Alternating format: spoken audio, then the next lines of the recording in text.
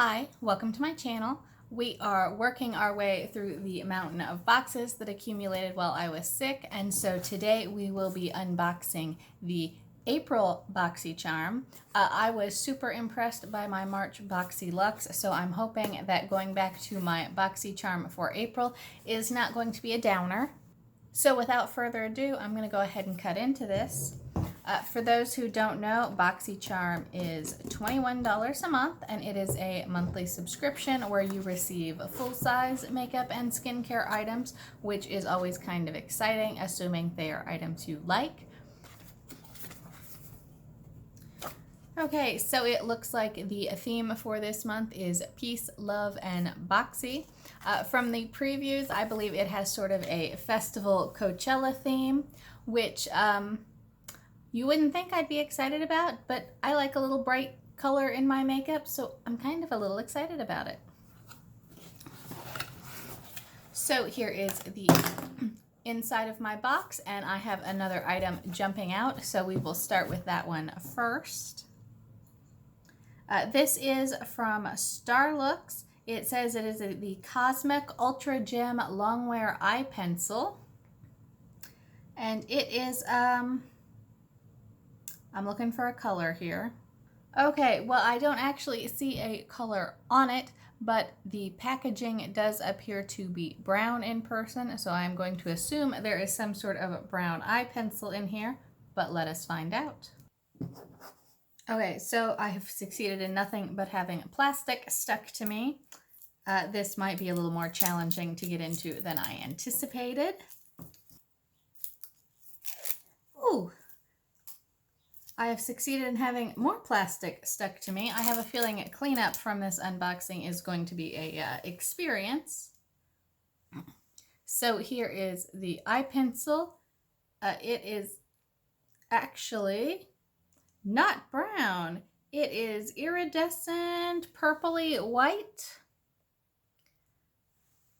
And it has taken 4 or 5 passes to get even that much color out of it. Hopefully with some primer it would show up a little better on the eyelid, but that is super subtle color, but it is very high shine. I'm thinking maybe for the inner corners, or just a little pop of something to draw attention to your look with some other colors to punch it up. Okay, the next thing we've got in here is from Butter London. It is their Power Up Mascara. Okay, it has a sort of funky curved little wand. Sometimes these work well for me and sometimes they don't. It just, I guess it depends on the particular composition of the curve. Well, I already have on like 12 layers of mascara, but let's see what one more does.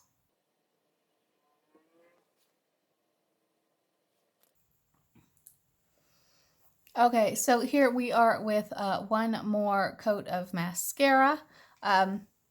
Despite the fact I have on several other coats, it does seem to have actually worked at the thickening and lengthening, so I'm actually kind of pleased with this mascara. It may bump to my next to use out of my giant collection of black mascaras from subscription boxes. So that's actually kind of exciting. I think I will definitely be trying that out pretty heavily to see how it works without a bunch of other mascara underneath it. The next item in the box is from Artist Couture. It is a Diamond Glow Powder. It says it is a loose powder highlighter. I foresee that as I open this box, I am going to eventually have a cloud of glitter on my table. Okay, here is the container it comes in. It says it is in the color Summer Haze. And it has one of these nifty little caps on it that may keep me impenetrably locked out of here forever. Okay, so it's got a little tab and it kind of twists around, but that in no way gains me access to the powder. So this might be something I have to test out at another time once I have figured out how to pry my way in here without breaking it. All right, and the next item in here is a set of Luxie brushes.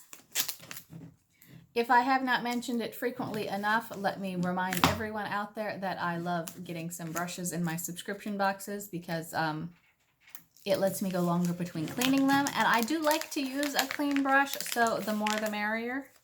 Okay, here are the 3 brushes. They actually have this sunset sort of ombre look with the pink and yellow and gold and a touch of orange, I think. So the first brush we're looking at here is the Luxie 245. It is the small shader brush. These are very soft, nice brushes. You can see here they're finished very well. No loose threads or anything like that. There is a little bit of hair frilling off here. I don't know if you can see it, but that is minimal and right at the base, is not going to interfere with the use of the brush at all. Then there is also Luxie 209. This is the large shader.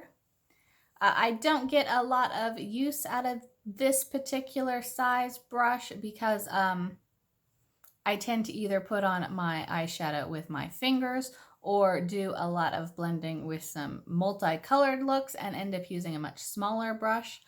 But I might play around with this and see if I can figure out a good use for it because it is a very nice, soft yet firm brush. This one does have some little threads coming off the top. I don't know that I have anything dark enough for it to show up.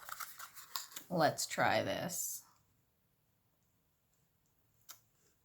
Okay, I can't quite manage to multitask and make it focus here, but there are some little loose threads that need clipped on the top, so it's not perfectly rounded. And then the last brush is the 512. It is the small contouring brush. I really like these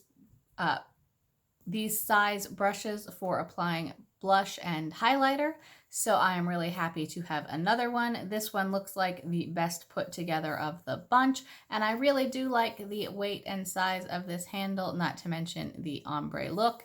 So I am really excited to have these new brushes. And then the last item we have in here was actually the advertised spoiler item. It is the Pure Festival palette.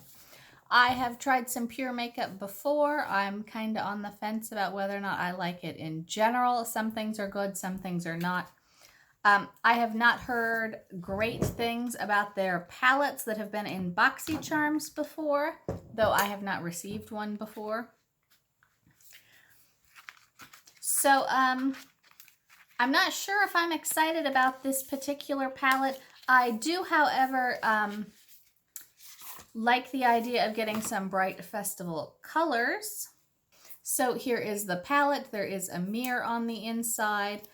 I'm being defeated by some tape. There we go. And then there is a 12-pan eyeshadow palette. Let's go ahead and swatch some of these colors. The first row is going to be Free Spirit, Psychedelic, Good Vibes, and Peace. So here is Free Spirit.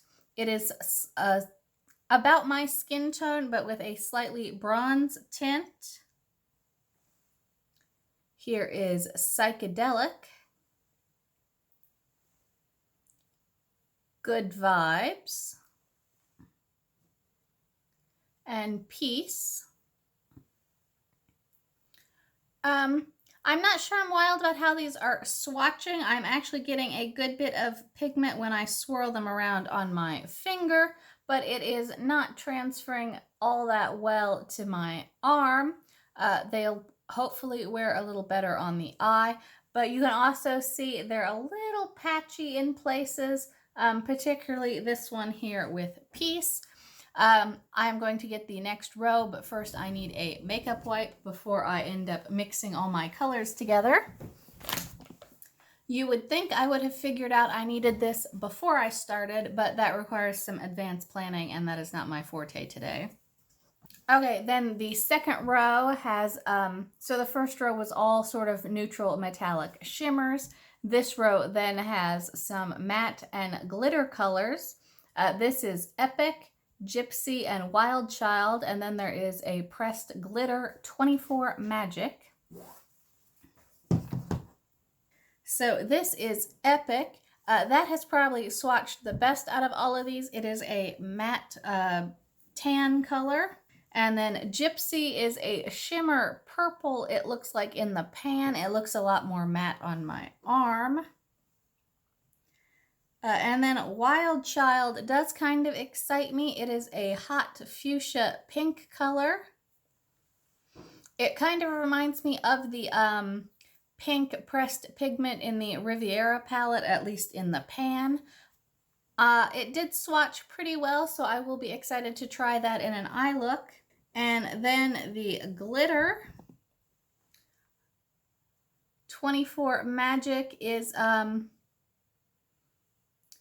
that does not excite me how it goes on. I think it probably is going to need some glitter glue or some heavy duty primer to get any sort of decent application out of that.